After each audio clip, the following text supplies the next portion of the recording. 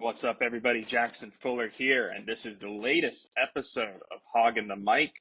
Uh, Normally, I would give a big intro spiel, and then we'd play some rock music, and we'd bring in Andrew Hutchinson from Best of Arkansas Sports. But kind of flying by the seats of our pants right now because I'm having issues with my editing computer, and we're going to do this in all one take, no music. Let's bring Hutch in now. Hutch, how are you, sir?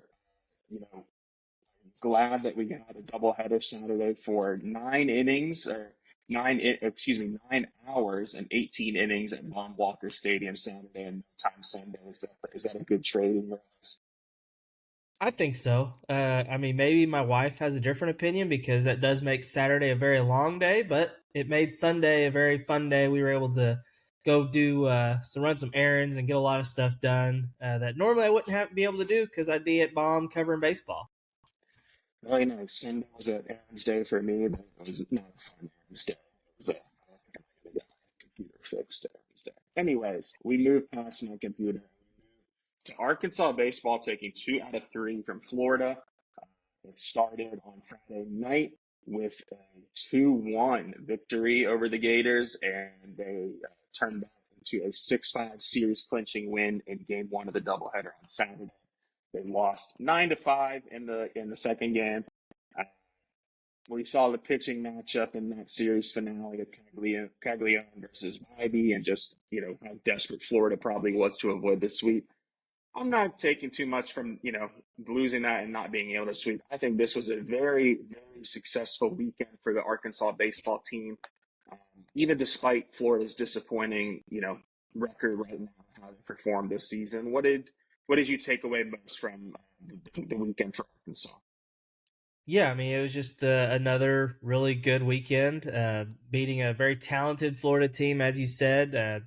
Got to see Caglione, and I think honestly, Arkansas handled them about as well as anybody could probably hope. I mean, he did get the did get the one big grand slam in Game 3 that helped them, salvage the game. But you got to be happy with what you saw, and now with 3 weekends left, I think they've got what a 1 game lead in the SEC West, and I think tied with Kentucky, atop the SEC overall standings, and that's who they get to play this next weekend. So I think it was overall a successful weekend, and you have to be happy with where they are if you're an Arkansas fan.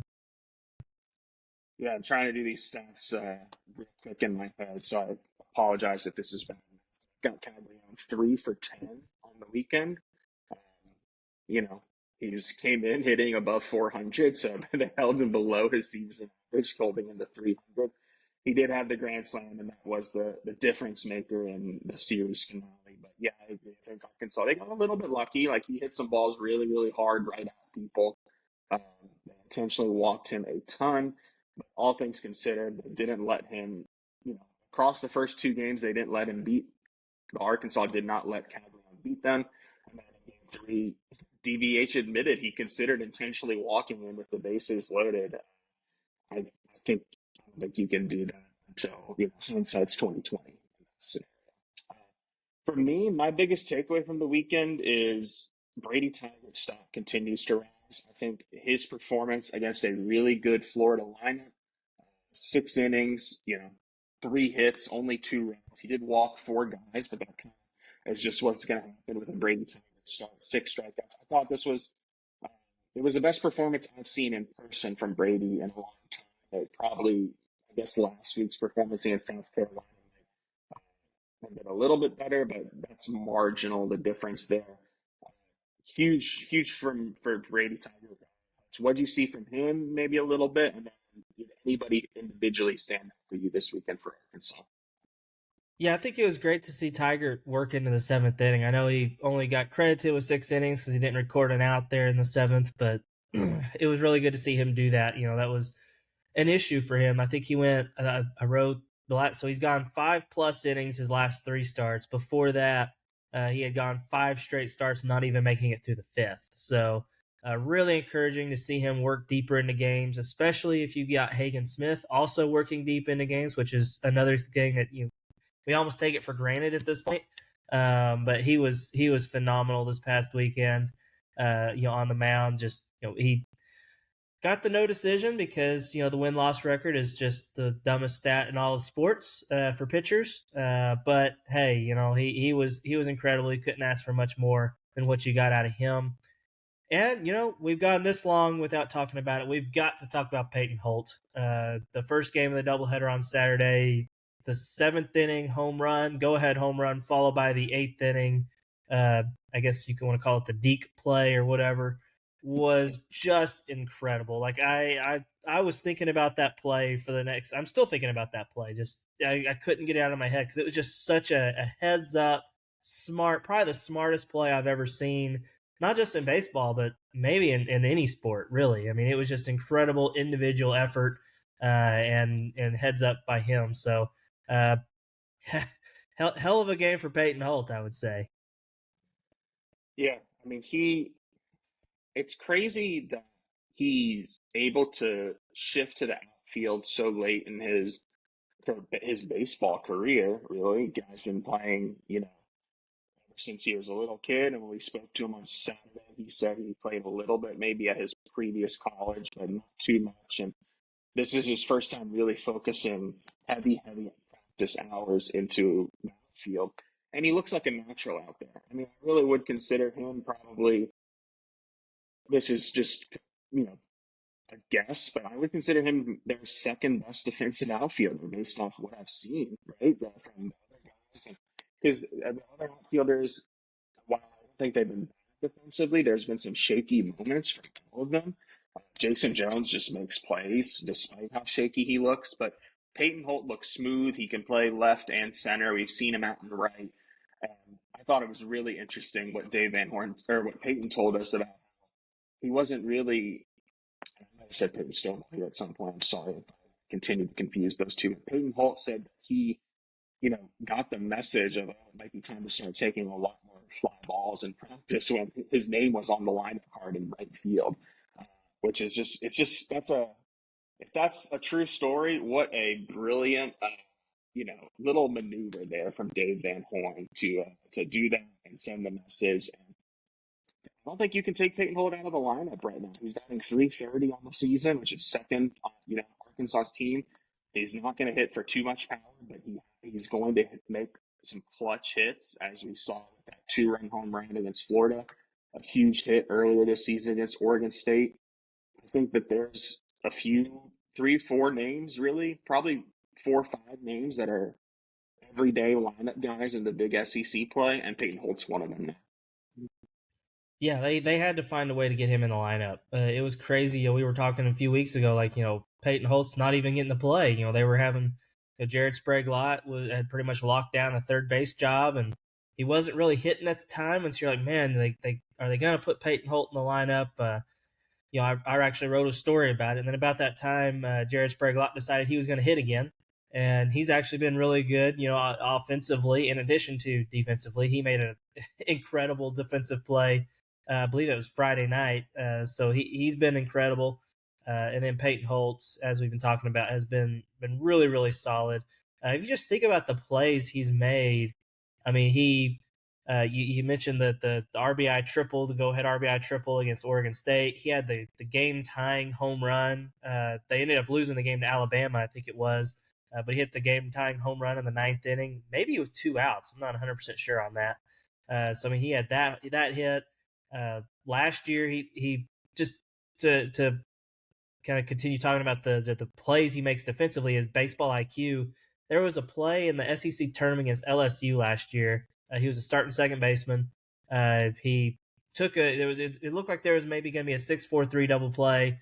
He caught the ball at second to get the force, but instead of throwing to first because he knew the guy was going to beat out the throw, he faked through it to first, spun, and threw to third. The guy that was going to third had rounded third too much, threw behind him, and got the out. So it was a unconventional. I think it was like a 6-4-5 double play. Just an incredible heads up play that I just don't know how he had the time to process it all in his brain, similar to the play he made in center on Saturday. So just he's a ball player. I think that's the best way to put it. I think Dave Van Horn told us before the season, like, hey, I could play him anywhere. And I think that's accurate. As we learned in the post game, he was going to be he was the emergency catcher against Georgia last year. So he could truly play anywhere on the field, and they want him on the field somewhere because they need that bat.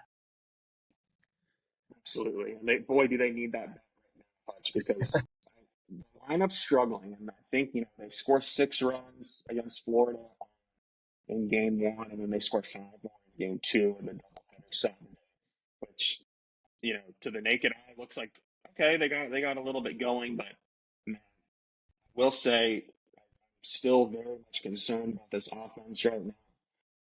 And it's been like this for 3 weeks now, which is to me it means we're headed for two. There's two potential end destinations with this slump, and as one is it carries on for the rest of the year, and this is what the Arkansas lineup is, and maybe that mid-season flurry where they were hitting pretty good at the beginning of the SEC was kind of like not a fluke, but more their ceiling. And this is really closer to what the average for this team is going to be. Or we're headed towards this slump being over at just the right time. Of course, I have no idea how it's going to play out. I do know for a fact that this offense is going to continue to struggle as long as Kendall Diggs is struggling. He's such an important player for them. And it just seems like he comes up now in big spots, bases loaded, runners on, and he had a decent series against South Carolina, but he really struggled against Florida this week. Dave was candid about it. He admitted they got to get him going. If they don't get him going, I don't think they can win a national championship, which is the end goal with Kendall Diggs hitting the way he is and this entire lineup hitting the way it is right now. Yeah, I think you're exactly right. Kendall Diggs, I think his batting average has dipped to 245, which is crazy. It's dropped more than 100 points over the course Hmm. of SEC play. Because he was hitting over 350 at the start of SEC play, and he even had a pretty decent series against Missouri. My biggest question is the shoulder really fully healthy? Dave Van Horn has said it is. We wouldn't have played him if he wasn't 100%. Whatever, but you just gotta wonder like if something's going on. It reminds me a lot of Peyton Stovall last year. I'm not saying the injuries are the same because I'm not a doctor. I don't know any of that. But Peyton Stovall was a guy that was hitting really, really well, hurt his shoulder. We didn't really know that it was hurt at first. Then we didn't know how severe it was, and his batting average just plummeted. Like if you look at his numbers last year, they look terrible. It's because he played for several weeks with the whatever it is that was messed up. I can't remember if it was a rotator cuff, whatever. It was messed up. Had to have surgery. Uh, I wonder if there's something going on with Kendall Diggs. If even if it's not a something or another that needs to be surgically repaired, maybe it's still hurting him. Maybe it's a mental thing at this point. But man, he does have to get it going because he is such a vital part of this offense. It was jarring to see him down, I believe, like in the 7 hole for at least one of the games this weekend. That was if you would have told me that he was hitting seventh and Jared Sprague-Lott was hitting second, and that it would actually make sense, given how they're playing, I wouldn't have believed you before the season. Yeah, I think Kendall's real quick on the injury note. Of course, that's an option, and it's probably a combination of all the things that you mentioned. Like I imagine if he is still dealing with an injury, if it is still even nagging it a little bit, that's affecting him mentally and his confidence. I mean, you're just not seeing a really good approach right now. He's taking pitches that are right down the middle. He's swinging at pitches out of the zone. And one thing that Kendall has been so good at is drawing walks, and that usually results in a good. I mean, he's just letting some pitches go by for strike three that you would imagine a hitter that's good at recognizing strikes and balls and good at taking free passes would not let those pitches go. I think it's interesting what like I don't really know though if there. I saw some suggestions on Twitter and social media that like Kendall should get benched, and I mean I don't. It's like laughable because I don't necessarily like disagree with it too much, but there's not really anybody else to replace him. Like if any other hitter on this lineup was in this big of a slump, maybe aside from Bahiva Aloy because of his how important he is defensively, I don't think Arkansas has another shortstop that trusts, but. I mean, is it time to maybe give him a little extended break, not just a midweek series? Oh, we're resting the shoulder. But, hey, you're going to get this entire week off these next 2 weeks off, maybe let's get you right for the the postseason. It's right around the corner now.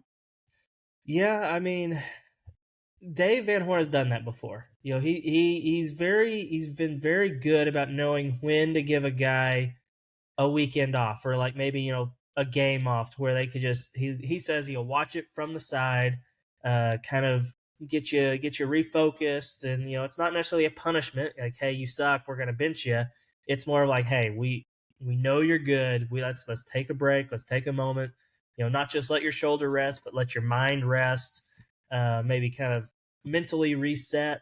So maybe we see that happen. But I really think it's unfortunate because there's no one else that you can be like, oh, this guy's hitting the ball really, really well. We got to get him in the lineup, because Jason Jones struggling, Ross Lovich struggling. I think he got a couple opportunities this weekend, and I think he did maybe get one hit, but and then Ty Wilmsmeyer hasn't exactly been hitting very well. I mean, he's your best defensive outfielder for sure, but he just is not hitting at all. If he could just hit a little bit, that would maybe give you a little bit of freedom and flexibility to put somebody else out there. And I don't know if that's happening right now. And so we I think Dave is going to probably stick with him because he is a veteran, because he is a junior. He's been around the block. I think he'll probably stick with him, but it wouldn't entirely shock me if he does say, "Hey, Kendall, we're going to give you Friday off, against Kentucky. Watch from the side, and then be ready to go on Saturday." Maybe that's what he needs. I don't know, but he's got to get going for sure. Yeah, I'd be a little surprised if he's in the lineup for Missouri State this weekend. This midweek, excuse me. But as you said, as we both said, there's not really many options for replacements. One guy who's done, the example that you're giving here just this season, just a couple of weeks ago, is Jared Sprague-Lott. He didn't play in the second midweek game against Texas Tech. He didn't have an at-bat in the South Carolina series. I think he came in for some defensive solidity, late in a couple games, but he didn't play in Little Rock, so he had a little, pretty long break there at the plate, and then he came back for the Florida series, and he went 4 for 12. He scored 2 runs, 2 RBIs, and it looked like he benefited from that time off. So, wow, I guess it's crazy. We started this podcast. I said it's a good series result. Arkansas is still the number 2 team in the country. What are they? 37-6, 37-7. And here I go again, another negative. Will McIntyre. The struggles continued again this weekend. Just 1 inning pitched, 4 hits, 2 runs, 2. Teams are just stringing together singles against him. It's wild. Dave Van Horn gave us a little insight into what he thinks is going on with Will, and that's the cutter is not being located as well as maybe it was early in the season, which means not getting it over for strikes early in the count and then not putting hitters away with it outside the zone late in the count. I think Arkansas needs Will McIntyre to get back, but he's not necessarily as necessary as Kendall Diggs just because of the depth in the bullpen. My question for you, Hutch, is this. Is Will McIntyre the number 2 arm out of the bullpen right now? Or is that maybe a Christian Fouch or a Cooper Dossett? I think those 2 guys have been so impressive and when they've been called upon, especially Fouch. I think it might go Gabe Gackle and then Christian Fouch right now, even though Fouch only reported 1 out this inning there this weekend. I don't know. What do you think about the bullpen picking order right now as we leave the Florida series? Yeah, I mean, you throw 6 pitches at 100 miles an hour or faster, it kind of catches your eye, and that's what Fouch did in that one at bat. It was something else. I mean, I was looking at the track. They've got a little screen in the press box that has the TrackMan data, and after every single pitch, I'm like, okay, what was it? And it was 100 miles an hour, 100 miles an hour, a 101. That's pretty incredible. If he can get consistent, then I think he could be your number 2 option out of the bullpen. Because I mean, right now it's Gabe Gackle for sure is your top option. Beyond that, man, I still think McIntyre is very, very important to the success of this team. Not just from being a good pitcher and out of the pen, but I mean he's an Arkansas kid. The Dave Van Horn's best teams always have a guy like that. An Arkansas born guy that's just just a really, really good college player. Like, I don't know what Will McIntyre's pro prospects look like, but I know he is a very good college pitcher. We've seen it this year. He can be really good. I mean, it wasn't that long ago going into the Alabama series that his ERA was actually slightly better than Hagen Smith's. And it wasn't like a small sample size either. It was a pretty large sample size. So he is very capable. As you said, he just isn't locating the cutter. But I'm trying to think of who else could be another bullpen option, the guy that could be consistent. I mean, we saw Jake Faraday throw two just electric innings in the game 3 against Florida, but he's been electric before. I mean, he got the 2 strikeouts to get the save against Oregon State, but he's also been wildly inconsistent. And if they can get him or Fouch, just either one of them, to where they're super dependable, then that would be good. But I mean, normally I would say Cody Frank is on that list, but he's also struggled, his last couple outings, I feel like. Didn't have a good outing against Florida. So it's tough. I mean, it goes back to what we were talking about earlier with, Hagen Smith and Brady Tygart working deeper into games. I think that's going to be more and more vital down the stretch if Will McIntyre isn't able to give you the length that we're used to seeing out of him. Because earlier in the year, you could count on 4 innings on the weekend out of him, probably. 2 in one game, 2 in the other, or 3 and then 1, or something like that. But you've been able to get 1 bad inning out of him lately, and that's not good if you're Arkansas. No, I think I'm with you. I think Will McIntyre is an important part of this team. I don't know if they can win a national championship without him pitching better than he is right now. Just because I think Arkansas no longer has the best bullpen in the country if he's struggling like he is. I mean, because if he's struggling, then you only really have one guy that's a lockdown, trust. And of course, Gabe Gackel, I'm sure, is going to get into some trouble before this season's over. But over, as consistent as he has been, I think he's earned Dave's trust, and he might be the only one right now. He comes out of the bullpen, you feel very, very confident he's going to get the job done. I will say the one thing that Dave Van Horn has in his back pocket still is Ben Bybee and Colin Fisher for when we get to the SEC tournament, regionals, super regionals, and stuff. There's a chance you could play 5 games at the regional, and you might need all 5 of those guys to pitch. But I think Arkansas, in their dream scenario, it's 3 or 4 games that they're playing at the most, and you wouldn't need both of those guys, Bybee and Fisher, to be starters. Maybe one of them can slide to the bullpen. I think it's interesting too that we didn't really see Fisher at all this week. And, we saw Bybee, and I think that's maybe I think Bybee's ahead in the pecking order as far as midweek starter goes. Clearly, he got to start Tuesday, and then he was the guy that Dave Van Horn chose to throw on Sunday. But also, I think there's something to be said about maybe giving a freshman like Colin Fisher a little bit of a break here before we get to the end of things, and he starts ramping up those innings. And I think Colin Fisher is going to have a very, very important role to play with this pitching staff as the year goes on because he's been so good as a midweek starter. The couple times that he's been called upon the bullpen on the weekend, he's been pretty good. And if he can just come in and give you 2 innings, which he's been able to do all year, that's huge when we get to the regionals and the super regionals. Absolutely. I know before I talk about Fisher, I'll say one name we forgot is Stone Hewlett. He's been really, really good. Now, he's usually more of a specialty kind of guy and only gives you maybe just 1 out. But I think he's a guy that's capable. If needed, he could give you an inning. So, I mean, he's another guy that's been really good out of the bullpen. It's probably high up in that pecking order. But going back to Fisher, I think, as you said, giving him a little bit of time off here is maybe brilliant by Dave Van Horn because – I worry with Gabe Gackel as good as he's been. I just keep waiting, like, okay, is he gonna hit the freshman wall? Because we see it all the time. Last year we saw it with Gage Wood. He's another guy who struggled this past weekend, but he was like, closer, really, I mean, really, really good for Arkansas. And then at the very end of the year, he lost it. He wasn't any good at all.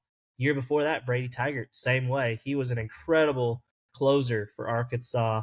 And then about the SEC tournament happened, and he wasn't any good. He didn't hardly pitch at all in the run to the College World Series.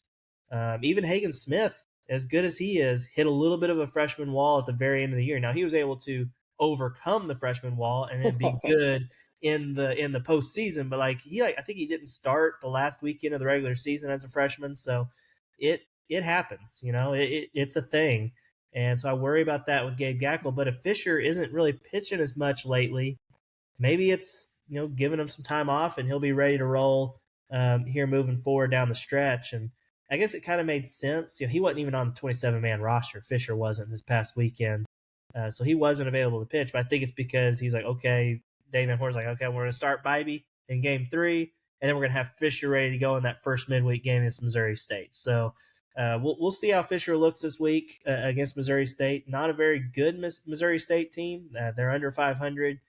Doesn't look good for Keith Gutton's final year at the helm there with the Bears, but we'll see if Fisher can maybe put together a solid 5 or maybe even 6 inning start.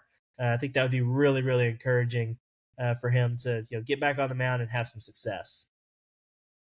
Yeah, and it'll be interesting to see what Dave Van Horn does Wednesday. Because I would imagine it's not going to be Bobby. Whether Molina's back this weekend or not. He pitched, he pitched Tuesday. He pitched. I guess he pitched Saturday. He probably could come back and give him a couple innings as like just a starter pitch count. But still, it'll be interesting to see where Van Horn goes. Hutch, I got a question for you. You bring up, Gage Wood last year, and Brady Tygart the year before that. Did Dave call upon those guys multiple times in a weekend in the previous 2 years? Because that's something he is not doing with Gackle. He tried it. I think it was the Alabama series, was it? Or Auburn, where he tried to bring him in for, I think it was the Auburn series. He tried to bring Gackle in for twice in a weekend, and he kind of struggled. And ever since then, it's just been one appearance, and that's it. Has he, is that maybe something that Van Horn has kind of tweaked to try and keep his freshman closer peaking towards the end of the year? I think I'm trying to remember. I'm trying to get it pulled up here. I think he did it a little bit, but I remember with Gage Wood last year, I feel like most of his saves were like 3 inning saves, which would kind of take him out of pitching twice on a weekend. But I think Tigert Gotcha. maybe did it some. I'm looking at it here. See, Gage Wood pitched. He pitched twice against Alabama, twice against UNLV earlier in the year. So yeah, Gage was doing it a little bit earlier in the season. But then as it went on, 3 innings against Ole Miss, 3 innings against Tennessee, 3 innings against Mississippi State, 3 1/3 against South Carolina. That's kind of how they would use him, was just like to get once a weekend. Now, Tiger, I feel like I remember him pitching multiple times on weekends throughout the season a little bit. I'm getting it pulled up here.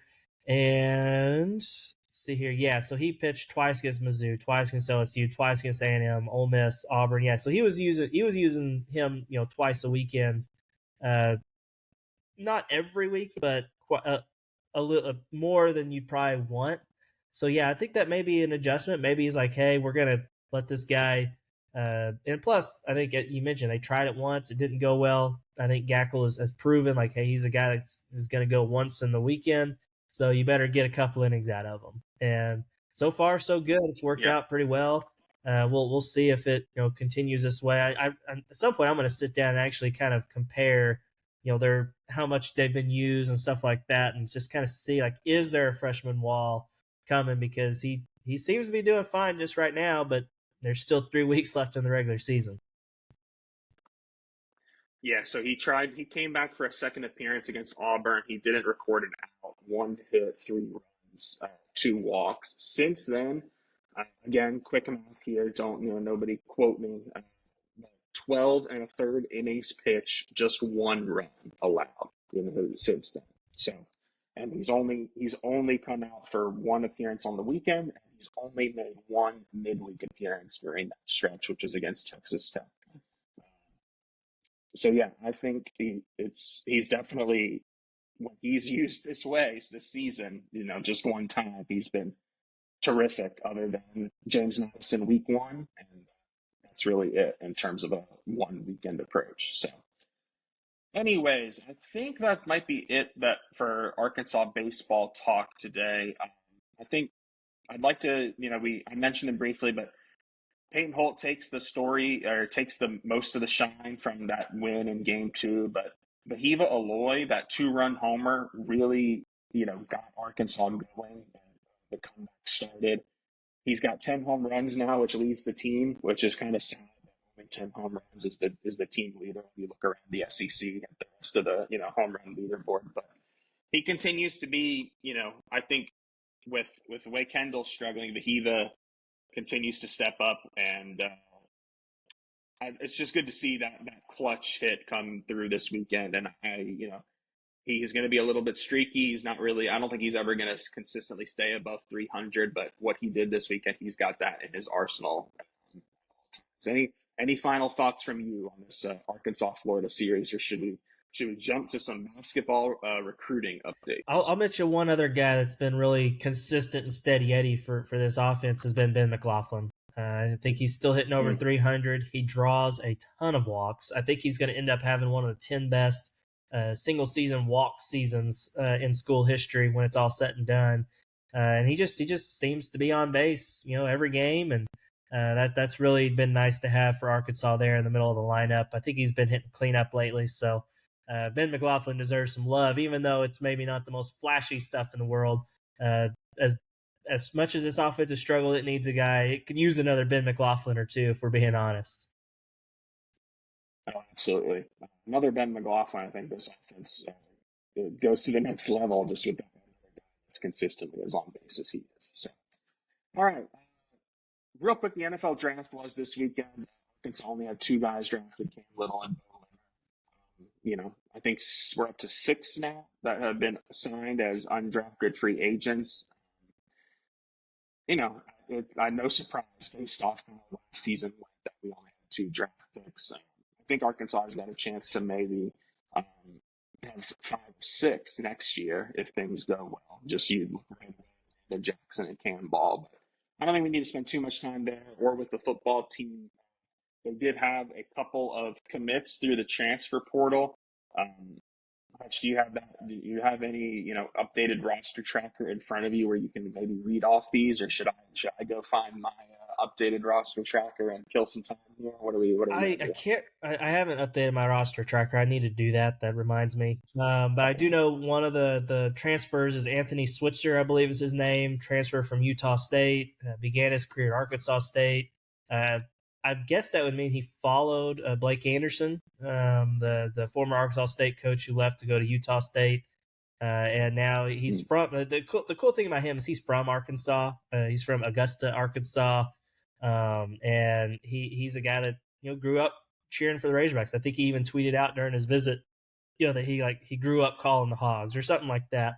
And to see a kid like that go play somewhere smaller, not group of five, and to be able to come back and play for the Hogs, I think is really good. And he was productive last year at Utah State. Another Mountain West pickup. Arkansas loves him some Mountain West players. So we'll see if he can help that linebacker room. That's a unit that could use some veteran guys. They got the guy from Jacksonville State. Still don't know much about him, but at least this Arkansas guy is gonna come in. He's gonna bleed Razorback red. And I know fans in this era of college football maybe isn't as common as fans would like, but he's one that fits that bill for sure. Yeah, and Switzer brings some versatility to the defense, which I always like. He's played linebacker, he's played safety. I think I saw some quotes of his to some media outlets. I believe 247 Sports. I apologize if I'm not crediting the right people. Sam Pittman envisions him playing in the nickel as their hog position a little bit. That's from Switzer. So I imagine he's going to play all along that defense, and that positional versatility is going to be a big boost for Travis Williams. Is he a starter? I don't know, but he brings more competition and they needed depth. And yeah, Larry Worth was the other pickup from Jacksonville State. He had 63 tackles last year and six tackles for loss, and also four sacks. So he might be a linebacker that's kind of a blitz specialist. Not a specialist, but a good addition to the blitz package for Coach T. Will. So basketball, of course, that's kind of the most exciting news I think of the past week, because last we spoke, Arkansas still only had one scholarship player, but they picked up three high school recruits this past week, all five stars according to the 247 Sports Composite. That's Carter Knox, Billy Richmond, and Boogie Fland. We're starting to see this roster develop a little bit. what I'm what I have been really fascinated by, and Calipari mentioned this when we spoke at his opening press conference. He said his Kentucky team was a kind of maybe this isn't the direct quote, but he said his Kentucky team last year was kind of just like young boys against grown men in a lot of ways.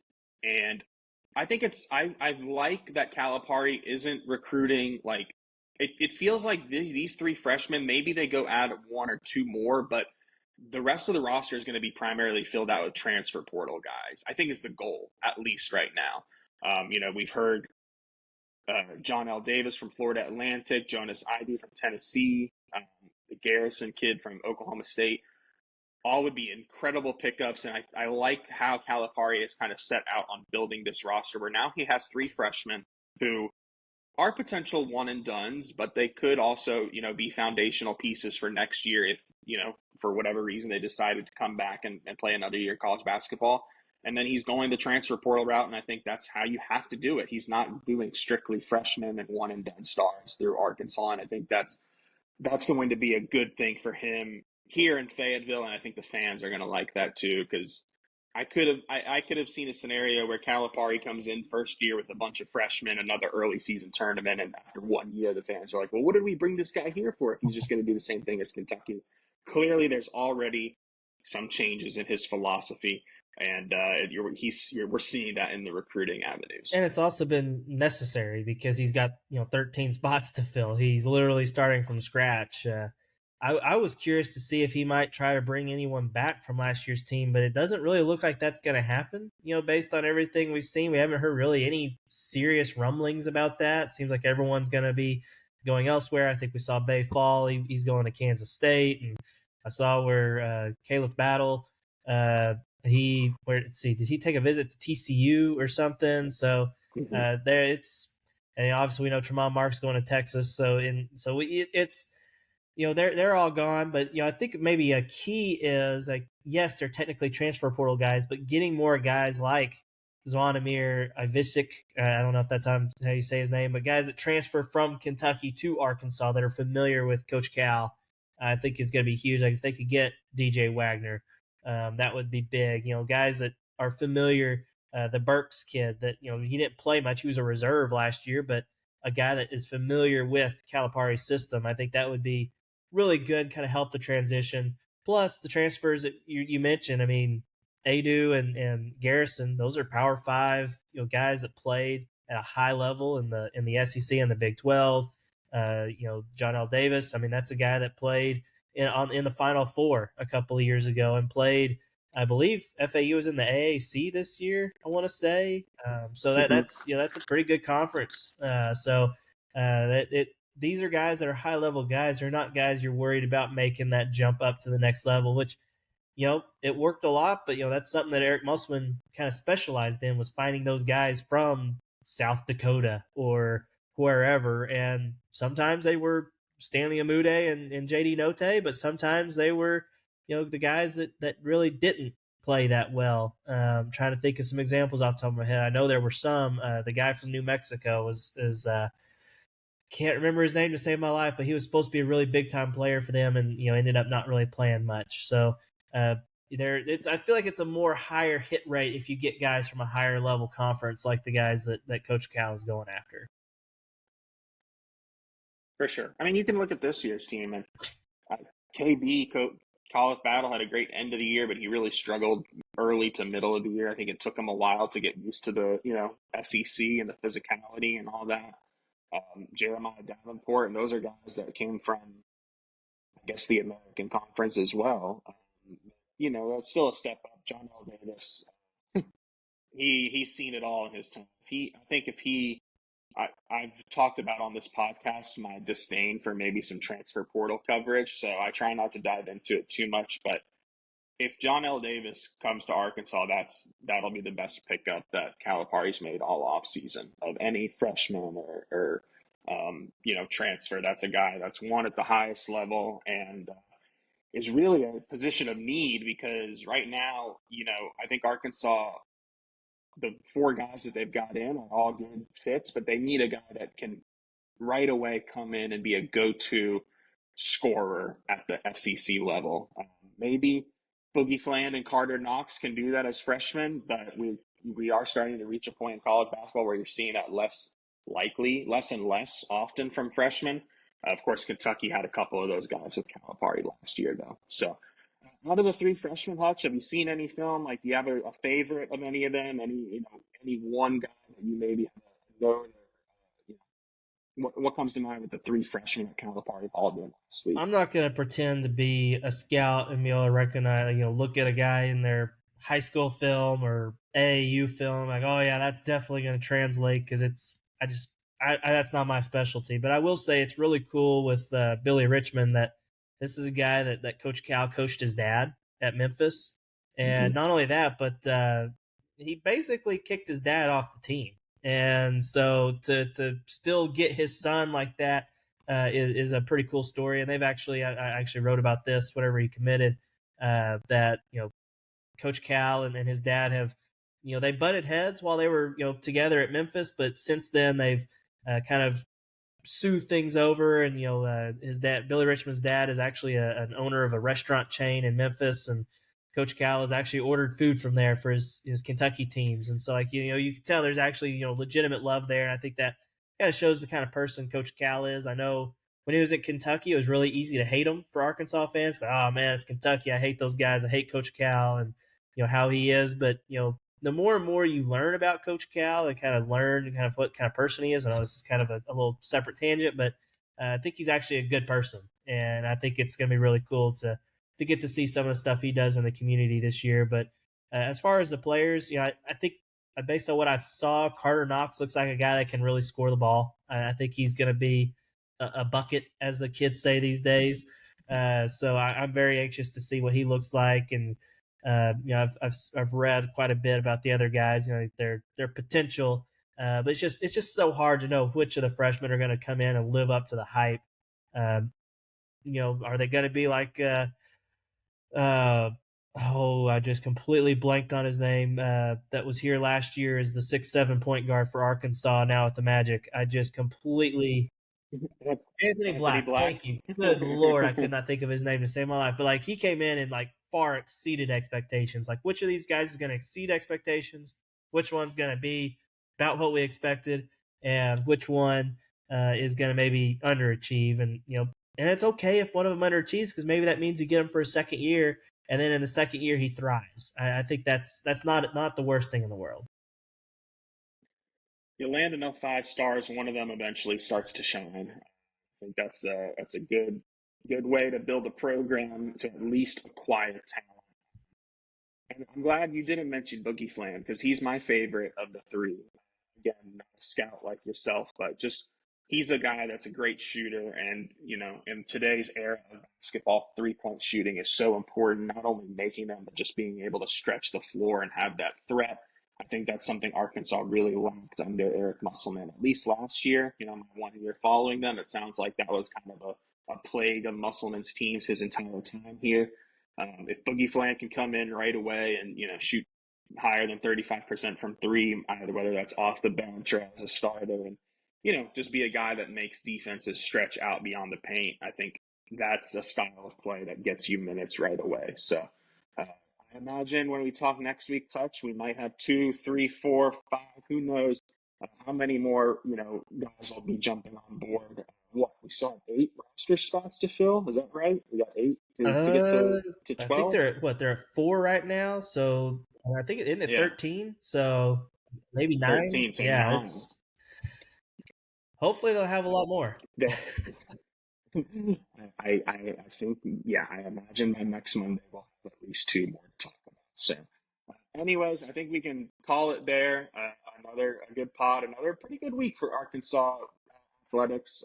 Shout out to the softball team as well. I know we don't talk about them too much. Hutch and I both, don't really cover them just because of there's not enough time in the day to do so. But they went on the road and took 2 of 3 from a very highly ranked LSU team.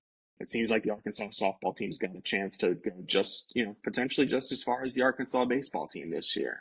Could be a very exciting June for Razorback fans and could be a very stressful one for Hutch and myself if we've got to cover both those teams. But we'll tackle that when it gets there. It'll be a fun time for sure. So Hutch, thank you. As always, appreciate your time. Glad we got this in one take with no technical difficulties, and hopefully it turns out like that for all you listeners. Thank you so much to everyone for listening to Hoggin the Mic, and we will talk to you next Monday.